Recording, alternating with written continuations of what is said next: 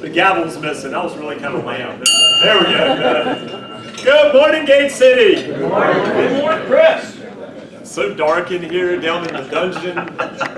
Man, there was a pall in the air. Y'all finally perked up a little bit in the last couple of minutes. So must have been it's time for the meeting to start.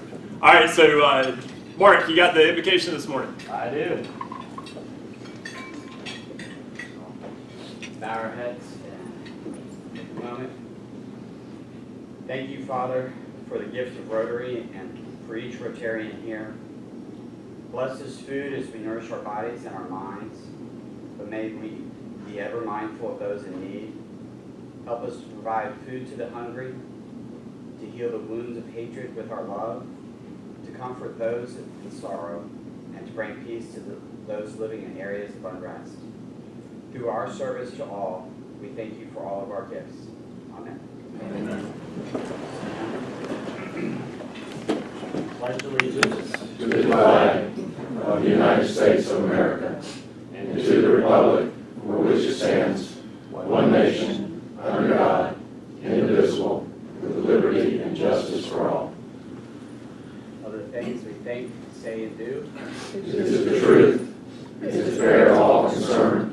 Will build goodwill and better friendships. Will be beneficial to all concerned. All right, Matthew, you got a Sergeant at Arms report for us. Good morning, everyone. We have 37 Rotarians here today. We have one visitor from the Greensboro Club, Carl Ashley. And Chip Pearson was guest this morning. I do. My guest this morning, Ken. Boy, when he stands up, you'll know he's here. He's almost as tall as Kelly. This is Ken Kinka. He is the new general manager at Starmount Country Club. We have a mutual friend who Ken has expressed an interest in a civic organization or something to get him out and get him in this community. And the other guy said, Tim Bryson said, I know this guy Chip Person who's involved in Rotary. I think you'd like it. So, anyway, please welcome Ken. He's taking one time. Well, welcome, Ken. Come back and see us. All right, Dale, you have Yes. the announcements, birthdays, anniversaries, health, wellness. Well, there are no birthdays this week, but James Edwards' wife Teresa is going to have a birthday on the 25th. There are no member anniversaries and there are no wedding anniversaries. That's it. That's it. All right.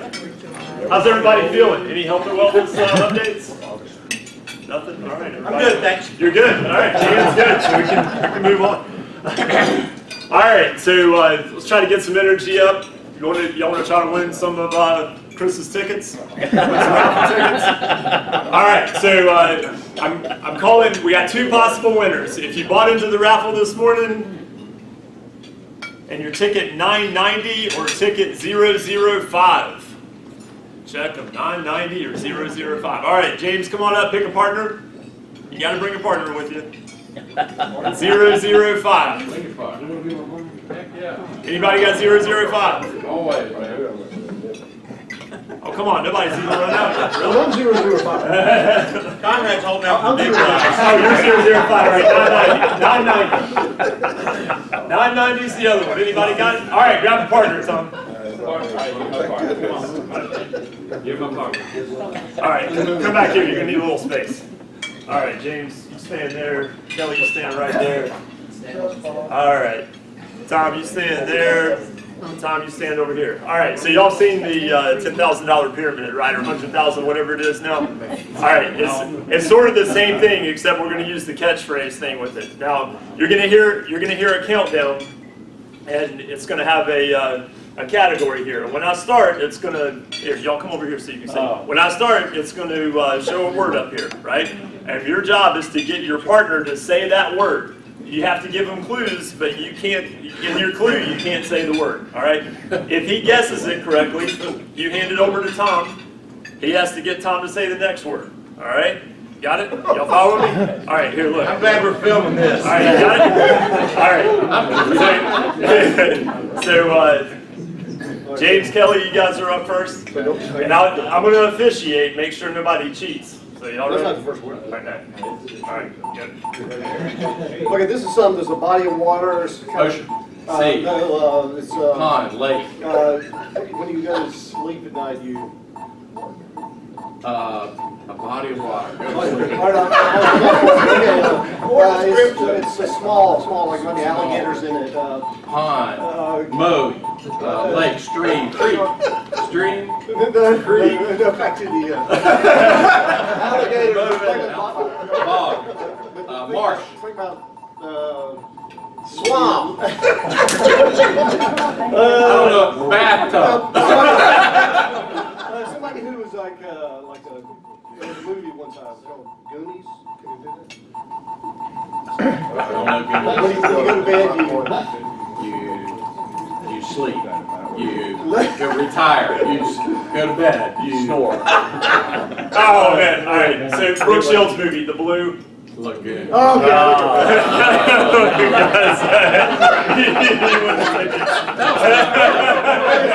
You were so close, too. You're done.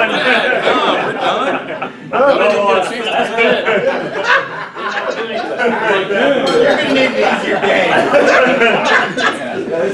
Wow. Oh, well. Yeah. Oh, well.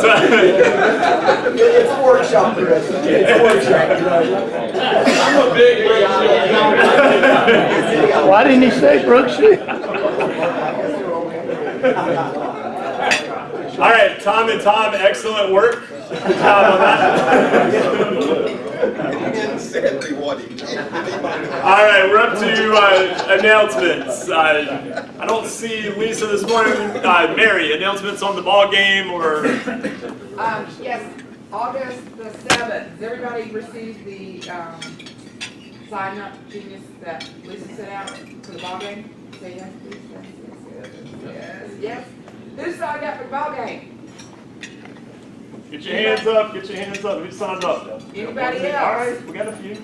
Okay, she's gonna send out a reminder, so any of you that forgot or would like to go, or, we just want a good turnout, for this particular event. And then August 8th, of course, is the, packing of the food. Everybody know about that, Out of the Garden project? Yes. Yeah, it's Monday. Yeah, we know it's a tough time slot, guys, but we definitely need to get some people out there. It's only a couple hours, so if you can break away from work, you definitely want to get out there and help out with the Meals for Hope project. Chip, I believe you had an announcement? Yes, Chris adjourns the meeting. I'd like to invite everybody that's interested in becoming a part of the 2017 fundraiser event to join me for a quick discussion up front. That'll be right after the meeting. Okay, very good. Any other announcements? All right, good. I got one, Chris. What you got? The question came up, when are we gonna start cooking for pig stock? I thought we let it cool off a little bit before we got around that cauldron, okay? Maybe late August. Yeah, late August, early September. Yeah. We still have to find a smoker. We do. Yeah, we gotta get a committee together, find a smoker. All right, and another reminder, I know I'll be a broken record on this, August 11th, we're gonna be meeting at the Proximity, guys. Same time, just over at the Proximity. Bobby, you got some happy dollars for us? Happy dollars. Pin up demand. Tommy, got any fish stories? No, you do though. What, you and Bennett did pretty good, didn't you? Oh yeah. Oh, we did. Yeah. Oh, I do have a happy dollar. I did. Thank you for reminding him. Last week went down to the PD River. Young boy Rockingham and Fred Berry, fellow Rotarian from Summit, and crawl down under these big old rocks. Somebody stands on your back and you stick your hand in there and you pull out the catfish. There was a girl with us, an attorney. She caught the biggest catfish, and I swear that thing was this long. Wow. Delicious. Wow. Catfish thought you tasted pretty good. Yeah, I looked like bait, but it was fun. You should try it sometime. It's exciting. Darling. My happy dollar is staying with for giving my son a job last week.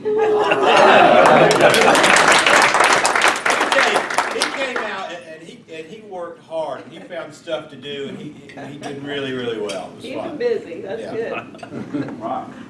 Who else? I saw another hand. Gail. Okay, I had a couple. Today was an interesting day to wake up for me. Today's Hal's birthday. Oh, gosh. I didn't know if I could come today, but I was encouraged by all of you, and I'm glad that I'm here. And it's funny how today is down here, because 2 months short of 17 years ago, Hal and I were married in this room. 130 people joined us for that. That's two. Another one. I don't want to make a long story short, I was sharing how it's kind of a confession. I bribed Rosa this week to complete an academic camp she was honored to be invited to, that she quickly was feeling overwhelmed and inferior in her crowd, and I bribed her that if she would complete this with a good attitude, that her next soccer cleats would have no cap. She quickly embraced that opportunity and has had a great time, been on a college tour. She has another one Friday. It's been great. I forced Victoria to go to basketball camp this week, and she is having the best time. And that's four. I hope every day is a great day today. And remember Hal today with a good, fond memory. He was one of that.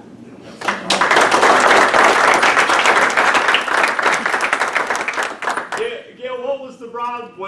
There was no cap on the cost of the cleats? The next pair of cleats.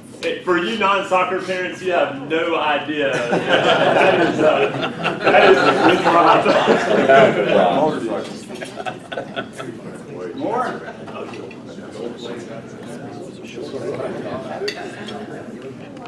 Well, Grandpappy Christensen was a famous World War II fighter pilot, and he said in spite of the normal arrogance and swagger that fighter pilots do have the capacity for humility and love and empathy, it just usually doesn't involve anyone else.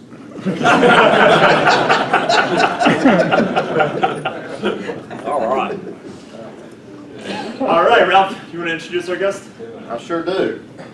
Mr. Terry Jones, he's no stranger to our club. He's visited several times. He's a great partner with Gate City Rotary. Actually gave up some tickets and a nice VIP little pass deal for our fundraiser this past year. I called Terry last night, and many of you know Terry and I are buddies, and I asked him for his bio. Surprised that happened from last year. I did want to share a couple things that he sent me. Let's see here. Okay. Went to Grimsley. Thumbs up. Went to Wake Forest. Thumbs up. Wife Jill, 23 years old. If you know her family's good. That's even better. Two girls, 13 and 7. 1996 winner of the Ironman in Hawaii. 1998-9 International Textile Man of the Year. 2004 Nobel Prize winner, neuroscience. 07 to 09, Mr. Fit North Carolina. 11 and 12, Father Year, only two-time winner in history. And 2013 to 15 PGA Tour Tournament Performer of the Year and Tiger Woods' best friend. Please welcome Mr. Terry Jones with the Wyndham Championship.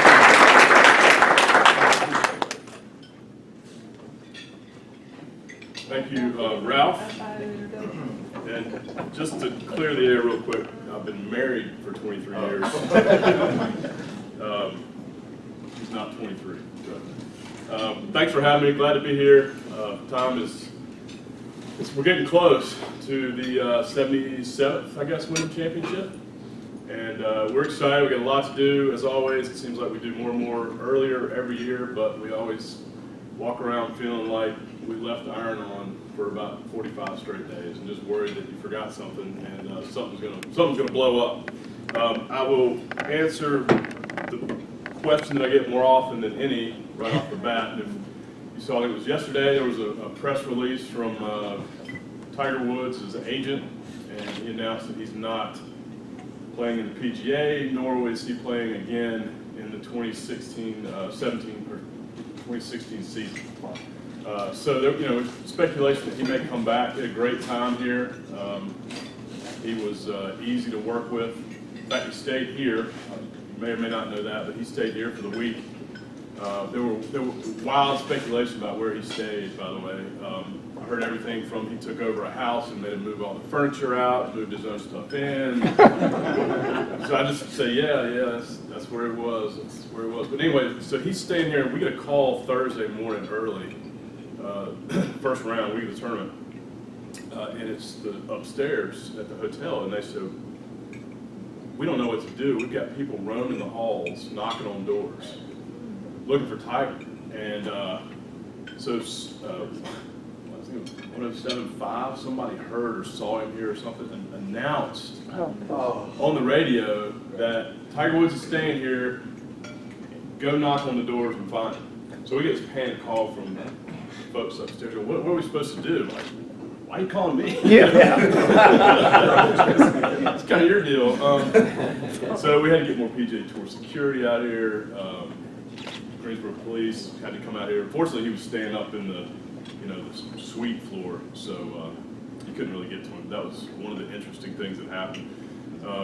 It's funny, before he came, and there was speculation that he might come, you'd think the president was coming in, because the tour sends a security detail of about 6 or 8 folks to sort of map his routes and make sure that he gets in and gets out without any problems. And the guy that runs PGA Tour security, you've probably seen him on like CNN or Fox or something, because he's a security consultant, former like CIA, FBI guy, he's kind of a badass guy.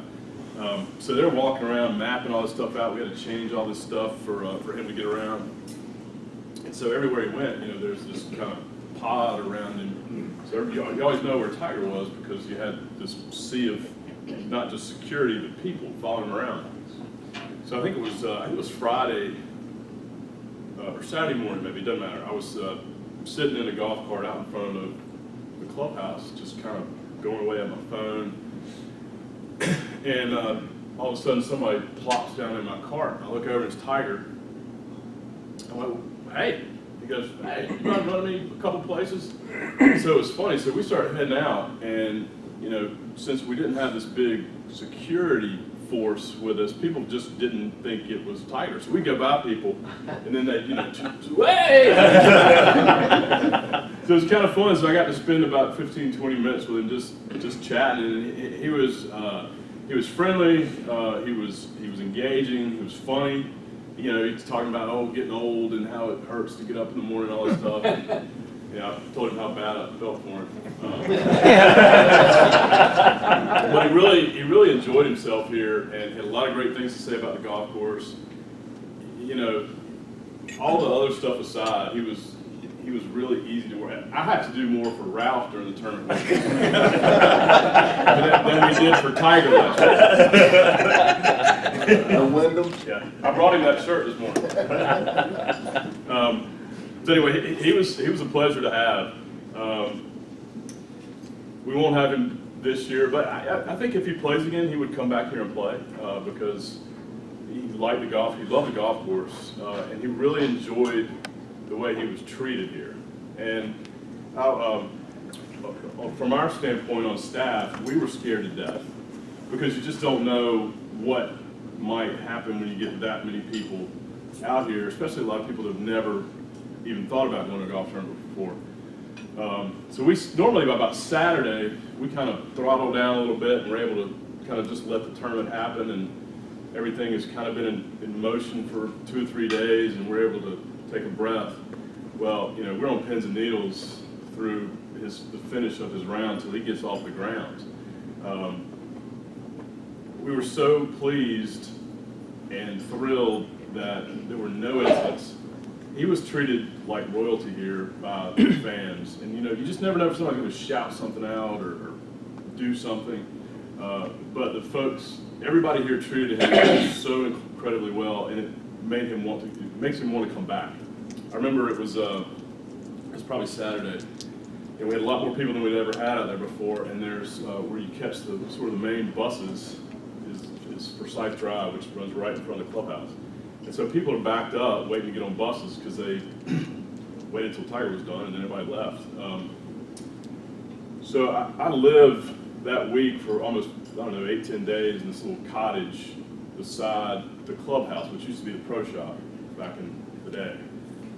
And so we're in there doing something, having a meeting or something, and I hear this noise, and I'm like, what is going on? It sounded like I couldn't put a finger on it. So I walk outside, and I walk up the hill, and so this line of people, probably, you know, 2 or 3 times as long as this room, they're chanting, "Let's go Tiger." I mean, it was just the coolest thing I've ever seen. They're just, the whole place was going crazy for them. So it was a lot of fun. All right, enough history. Although a couple of things that you'll find interesting. I looked at some numbers yesterday, actually. When he committed, we typically do 60 to 80,000 of online ticket sales. So when he committed, we probably had about 40,000 already. By the time that Monday rolled around, we had $230,000 in online sales. Wow. We finished at about 300,000 in online sales. Yeah, so typically our ticket alone sales are 250. It was $500,000 last year. Wow. So everything doubled. Everything doubled. The parking revenue, the concession revenue, the merchandise revenue. I have a new car. No, just it was phenomenal. It was phenomenal. And the neat thing was, so for a couple of years we had this plan in place, you know, to flip the switch if we got the call. So the things that, you know, between our staff and volunteers, things that had to happen, it was pretty amazing. It was almost like creating a secondary tournament just for this one guy. We doubled our media center, like on Saturday. We built it out with tenting and stuff to accommodate people that were going to be here. You know, the thing about the food ordering, the beverage ordering, parking capacities, merchandise. I mean, everything that, you know, on a dime, we had to just jack it up. And it was a little bit of a gamble because he could still pull out before he showed up here. So it was fun. It was a lot of fun. A lot of great people did a lot of great things to get us there. A couple things of note. Last year, we actually won the fan-friendly tournament of the year on the PGA Tour, and that relates to kind of amenities for just the regular fan that doesn't have access to hospitality or any other special privileges out there. There's so many things for them to do. You know, we have Margaritaville, we have the BB&T fan zone, the Sunbrella zone out on 12, and a number of other things that people can take part in just because they're on the grounds. We actually finished second in tournament of the year last year, which is a pretty big deal for a tournament our size. Waste Management out in Phoenix, which is if you pay attention to all the golf, or maybe not, but they have this one hole that they hold 30,000 people on. It's a stadium. And they get 250,000 people out there for the week. They win it about every other year, and sometimes 2 or 3 years in a row. So for us to compete with a tournament like that with those kind of numbers was you know, we wanted to win. We were kind of mad we didn't win, but it was a nice honor to finish runner-up. You know, I mentioned the fan-friendly award. We're adding something new this year. Hopefully some of you have seen the announcement. I invited Ralph to it, and he didn't show up. Tuesday night over at Marshall Freehouse over on Battleground, we announced a partnership with Kick-Ass Concepts, which is the restaurant group that includes Marshall Freehouse, Burger Warfare, the Pig Pounder Brewery, and Daryl's, as well as Red Cinemas. And we've been working on this for 9-10 months probably, or even almost a year actually. So they're going to come in, and if you know much about Sedgefield and the golf course, there's 10 Green. To the right of 10 Green is this huge piece of land that nobody ever really pays attention to. There's a couple scraggly trees there. We put a couple platforms up there in the past to do various things, but it really hasn't been utilized. So they're going to come in and basically turn this into an event space. It's termed the Midtown Mashup, and so mashup is a word that my demographic, maybe yours, I don't really understand, but it has to do with bringing a number of different things that don't fit together and putting them together, like golf and food trucks and beer trucks, and they're going to be serving incredible food out there that's, it's not hot dogs, hamburgers, and sandwiches. They're going to be serving some really neat stuff. They're having tastings. I've been to a couple of the tastings. It's going to be a really unique experience. They're going to have, I think they're going to have bocce ball out there, cornhole, some other activities. We may have live music out there one day. So no offense, please come. It's free to get into, but we're kind of marketing it to young professionals. I mean, obviously you guys are all invited. So what do you want us to do? Bring our kids. Tell our children. Invite your kids. No, it's an exciting thing, and I venture to say that there's no partnership or thing like this going on the tour. So it's pretty unique, and we're excited about it. Those folks have been really, really, really good to work with. Bart Ortiz, who some of you may know, he's the COO of that group. Jay Pierce, who is the executive chef of that group, is one of the most creative minds I've ever been around. Such though that we got in trouble letting him speak in front of a group of sponsors one time. He was talking about what they're going to be doing in beer, and so we've got our good buddy Tim Bogus from RH Behringer sitting there, and Jay goes to say, well, nobody likes drinking Bud Light out on the course. So we kind of had to rein him in a little bit. But anyway, they're a lot of fun. Please ask your kids about how to get on social media, and they'll show you some of the stuff we're doing out there. It's pretty cool. It's been an interesting year from a sales perspective for us. We've continued to generate some new relationships and partnerships. But it's been really interesting. We've lost more repeat business this year than I can remember. This will be my 6th tournament. And it seems to be every reason under the sun. Corporate restructuring, our relationship with maybe a CEO being let go, budgetary concerns, new projects. So I think we're still on track to do well this year, but I don't know. It's just been an interesting sales year with some things that you really. In fact, we had the highest repeat customer rate on the tour. So we retain more customers traditionally than any other tournament out there. I think some of that's related to our market size and our ability to kind of explore those relationships and develop those relationships. But it's kind of something we hang our hat on, and kind of hard to swallow when we lose some people that we've had and that they had a great time. So let me know when you'd like to sign up for that last skybox I've got. We can do that right after this. I heard you guys talk about Out of the Garden and working with those folks for some of your charitable activities. This will be our 3rd year that we're supporting backpack programs across the region to help combat what's just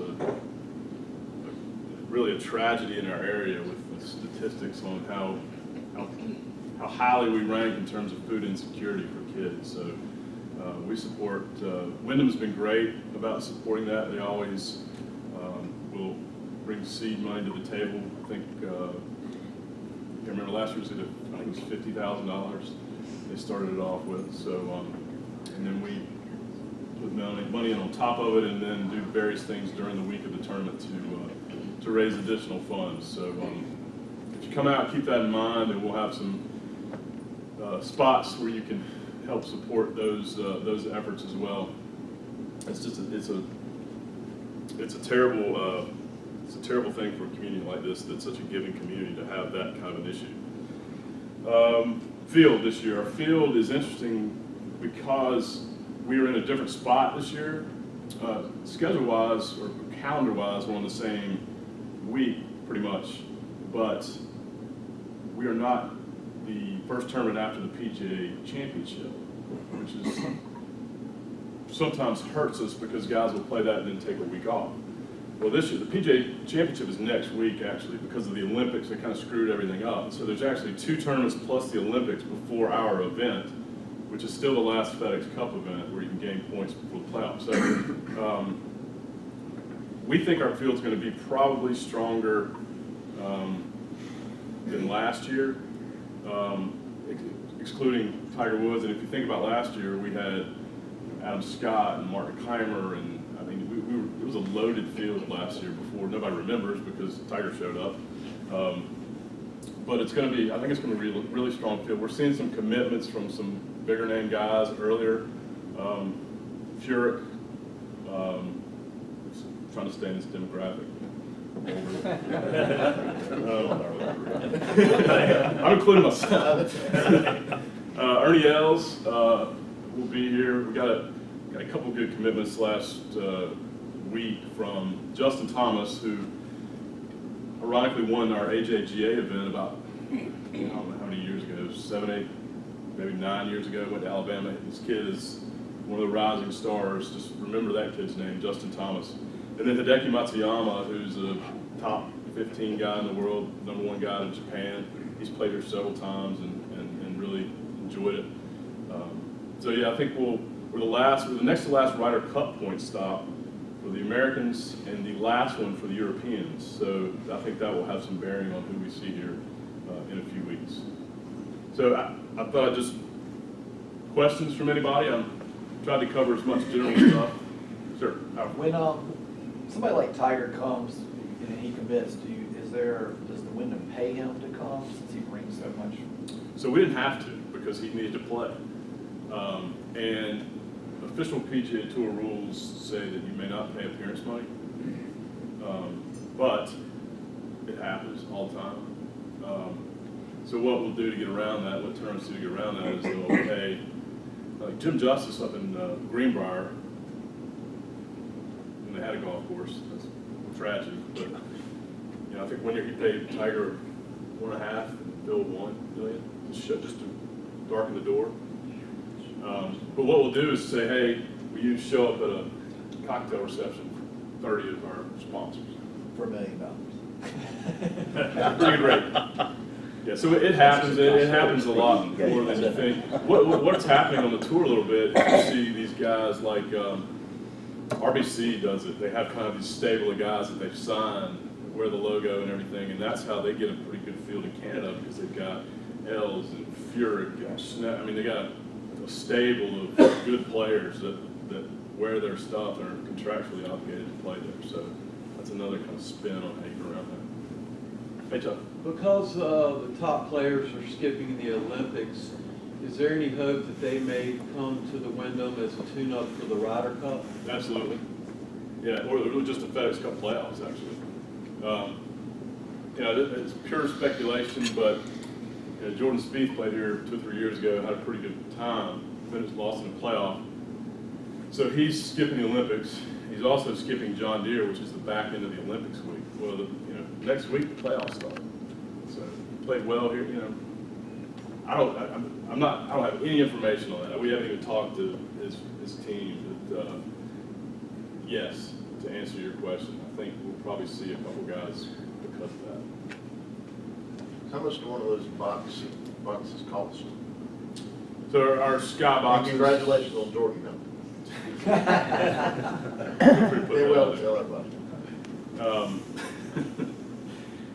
So our sky boxes, which accommodate 40 people for the week, hospitality, parking, sponsor party passes, which is our party on Saturday night, which is, if you've ever been, or if you haven't been, it is a ton of fun. And every year I go and say I'm leaving at 9:30, I'm exhausted, and at like 1 o'clock I'm closing it down. $45,000 is what we sell one of the boxes for the week. And we've got, we only actually, the only box we have available is we did something unique this year, which doesn't seem to be working. We took one box and said we sell it for each day. We sell it for 12 for a day, so you could bring in a group of folks and have them there for a day. We have Sundays the only day we have sold on that, which is fortunate because that's usually the toughest day to sell. But so if you got a bunch of friends and $12,000, probably negotiable at this point. $12,000, give me a call. We'll make sure you have a great time. But on one of those boxes, you could split it with a couple companies. Yeah, we have several where people will buy half of it, 20 or 15 or something. So it's kind of a big Jenga game. What green's it on, Kerry? 16 par 3 overlooking the green, and it's in what we call a little sweet spot with 15, 16, and 17 right there, and it's a cool spot to watch go. It's funny, guys sit in that 16 box and they bet on who hits the green closest to the pin, and you just stand there and you watch just dollars just changing hands all across the front of it. It's pretty cool. Hey, Rob. Terry, you mentioned about the sponsorship opportunities and the challenge of the retention. Folks stepping in. The Wyndham itself, you guys really stepped up this year with Fund 4. How about talk a little about that, how that came about? Yeah, sure. Every year we talk about trying to have our name out there more earlier and more often, and we like a lot of you guys. We've known Zach for a long time and like a lot of stuff that he's trying to do downtown. And so, he kind of approached us with this idea, and we're very careful about being Greensboro specific. So we really try to be regions specific whenever we do something like our backpack support. We do it in Alamance, Guilford, and Forsyth County. But we just thought it was kind of a neat opportunity to kind of do something different for a golf tournament to support and probably see and reach some people that don't really know much about the Wyndham Championship. So that's kind of how that all came together. But it was a good experience. I was out of town. I missed it. It was great. Hey Terry, I've got two questions. The first one is, year in, year out, what do you find to be that challenge that you have to face again and again? The second question is, how much time do you get after the tournament to recharge before you have to start all over again? 10 months. Yeah, I'll take that last question first because if you ask my family and friends, it's 10 months. But in the last few years, we've been try to be pretty aggressive about getting back in front of people as soon as the tournament's over. My first couple of years, it used to be kind of an all-hands-on-deck thing with cleaning up the golf course and trying to get it back to where it was for the membership. But number one, I hated doing that because it was hard. And number two, I felt like we should strike while the iron's hot. And so, within the first 30 days, we try to get back in front of just about all of our sponsors that have had a great time. There's no better time to talk about next year than right away. So we go pretty hard until the holidays. And now that's not to say that we're not doing the crazy stuff, but we all at some point we all get to the point where you just can't go any further. You probably go about 45 straight days working, and the hours just increase as you go. But when somebody just shows up at noon one day, it's like, I get it, just hit the wall. So this is as fun a job or experience as I've had in terms of showing up for work every day. Once in a while it's like a job, but I work with some great people and we get to do a lot of cool, fun stuff. So we don't mind showing up, and we believe in what we're doing. That this tournament is important for this region, and we'll have the opportunity to be in front of 1 billion eyeballs worldwide in a few weeks, and that's. Mark says something. We say this all the time. This is really important. So you watch a golf tournament on television and you see a bunch of green grass and a bunch of empty seats. That doesn't, you're flipping the channel. It doesn't inspire energy about that area. But if you flip it on and you see stands and folks on the grass, and there's just a different energy there, and I think it really speaks to what kind of community you've got. And I think it's if you've got a golf course full of people, I think people think that is a community that is a can-do kind of community and going places. So that is an absolutely huge factor for us. In fact, it's our number one goal is to promote and support and grow this region for all of us. What was your first question? Biggest challenge? Probably market size for us, and trying to, I'll take that back. Actually, we're the smallest ballpark on tour in terms of ability to do hospitality and fit people in and park them and just about everything. The PJ Tour hates where we put some stuff in terms of the relationships of greens and fairways and stuff, but we don't have much of a choice. So that, I'd say that is probably our biggest challenge, is figuring that puzzle out. Do you have any estimates or thoughts about the economic impact to our area? Last year, next year, this year? Yeah, so, those numbers are 30 to 40 million is kind of the number that is given to us overall. So that's a pretty significant, it's, when you think about it, it's the biggest single event we have with all the people and volunteers and TV, everything involved. So it's a great, we're very fortunate to still have an event here. Wyndham Worldwide has been a phenomenal partner, by the way, which probably know now, they've actually signed up for 10 more years, so we've got them through 2026. Wow, that's great. As well as BB&T, who's our local presenting sponsor, they've committed to through 2026 too. Unheard of. We're probably only the third tournament on the PJ Tour to have that kind of long-term commitment. So it's pretty good. Thank you very much. Thank you. Robbie, one more? Yes, you touched on it briefly about your regional approach. Talk a little bit about Bobby and the foundation and what y'all are able to do for the community. Sure. So my boss is Bobby Long, who is, if you've ever met Bobby, he's a very unique guy.